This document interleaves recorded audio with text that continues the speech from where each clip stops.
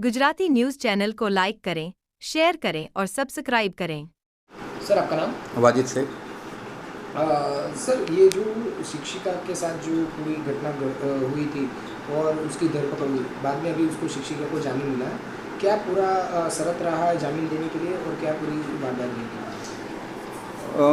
Condition तो नामदार court ने इस प्रकार की दी थी कि 1000 मीटर से दूर रहना होगा शिक्षिका बहन को, महिला बहन को भोग बनना लड़के से, और ट्रायल जब तक ख़त्म नहीं होती जब तक उसको 1000 मीटर दूर रहना है। तो क्या पूरी दलीलें रही थी और ये जो आज का जो ये दिया गया है ट्रायल हो चुका था, तो किस तरीके से दिख रहा है? दलील इस प्रकार की रही थी कि पॉस्को की जो वेरियस सेक्शंस है, सेक्शन 4, 6, 8, 12, वो गलत तरीके से पुलिस ने एफआईआर में लगाई है और उसको हम मानते नहीं हैं। उसको हमने शुरुआत से नकारा था कि ये जो सेक्शंस जो पुलिस ने एफआईआर के अंदर कलम उमेरे के अंदर जो पुलिस लाई है वो बिल्कुल गलत तरीके से लाई है और विदाउट होमवर्क पुलिस लाई है, और उसको भी नामदार कोर्ट ने हमारी दलील को मान्य रखा है। तो अभी ये जो शर्ती जामीन दिए वो उसको आप किस तरीके से देख रहे हैं? शर्ती जामीन पूरे देश में किसी भी कोर्ट में अगर जो जामीन होती है तो ऑलमोस्ट वो शर्ती जामीन ही होती है।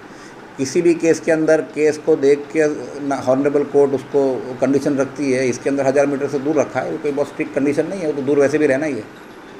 बट इसमें हॉनरेबल कोर्ट ने जो बेल हमको दिया है, ये बड़ा एक्स्ट्राऑर्डिनरी ऑर्डर है हमारे लिए कि इसमें बेल इतनी ये स्टेज पे बेल मिलना हमको बड़ा मुश्किल लग रहा था। बट नामदार कोर्ट ने इस चीज़ को मान्य रखा कि वो एक महिला है, पॉस्को लागू नहीं पड़ती है गलत तरीके से। ये इसका कलम का जो उमेरा किया है पुलिस ने, तो इससे कोर्ट पे हमारा भी विश्वास बढ़ता है और बाकी जो ये ऑर्डर देखेंगे उनका भी विश्वास ऑनरेबल कोर्ट पे बढ़ेगा, नामदार कोर्ट पे बढ़ेगा।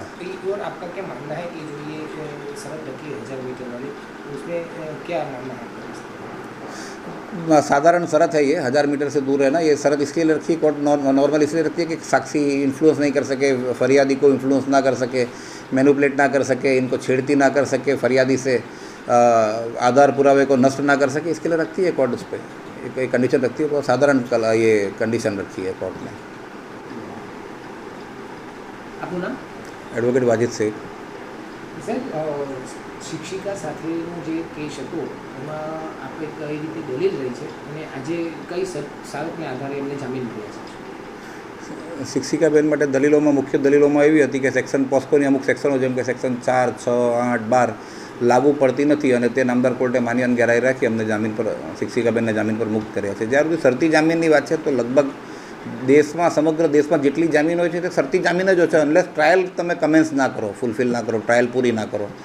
એટલે અને જે શરતો પોસ્કોના કેસ આધાર રાખવાની હતી જેમાં 1000 મીટરથી દૂર રહેવાનો ભોગ બનનાર છોકરાથી કીધું છે નામદાર કોર્ટે અને તે રહેશે તેવી શરતો નામદાર કોર્ટે ઇમ્પ્લિમેન્ટ કરવાનું કીધું છે અને તેનું પાલન કરીશું। અચ્છા, હવે આ જે ક્રાઇટેરિયા આપ્યો છે કે ક્યાં સુધીની હોય છે અને કઈ રીતે અમારે ટકોર કરી છે જણાવ્યું છે? કંડિશન ટીલ ટ્રાયલ કીધું છે। 1000 મીટરની જે કંડિશન છે એ ટીલ ટ્રાયલ એમને દૂર રહેવાનું છે, 1000 મીટરથી દૂર। અને શા માટે આ પ્રકારનો આ એટલે કરવામાં આવે નોર્મલી, આ તો કોર્ટની વિવેક બુદ્ધિને હું કંઈ વધારે ના કહી શકું, તે છતાં પણ એક અંદાજો આપણે એવું લગાવી શકીએ કે કોઈ સાક્ષી પુરાવાને એ ના કરે, ડિસ્ટર્બ ના કરે, કોઈ મેન્યુપ્યુલેટ ના કરે અને કોઈ પુરાવાની સાથે છેડતી ના કરે, ફરિયાદીને ઇન્ફ્લુઅન્સ ના કરે, ભોગ બનનારને ઇન્ફ્લુઅન્સ ના કરે, ફરિયાદી માતા પિતા હોય છે પોસ્કોમાં તેમને ઇન્ફ્લુઅન્સ ના કરે, તેની માટે આવી શરતો મૂકે છે। તે છતાં પણ નામદાર કોર્ટે ગણતરીના દિવસોમાં આને જામીન ઉપર મુક્ત કર્યા, તેનાથી અમારા ન્યાયતંત્ર પર અમારો વિશ્વાસ વધે છે અને જે મહિલાના ગૌરવને અને આત્મસન્માનને અને શિક્ષિકા જેવા પ્રોફેશનને જે આવી બોગસ ફરિયાદથી જે ઠેસ પહોંચી છે તે અમે એવું માનીએ છીએ કે ઘણી બધી હદ તક નામદાર કોર્ટ એ બાબતે ગંભીર હતી અને જેનાથી આવા ચુકાદાથી નામદાર કોર્ટ ઉપર વિશ્વાસ અમારો વધારે વધતો જાય છે। રિપોર્ટર અરવિંદ રાઠોડ, સુરત।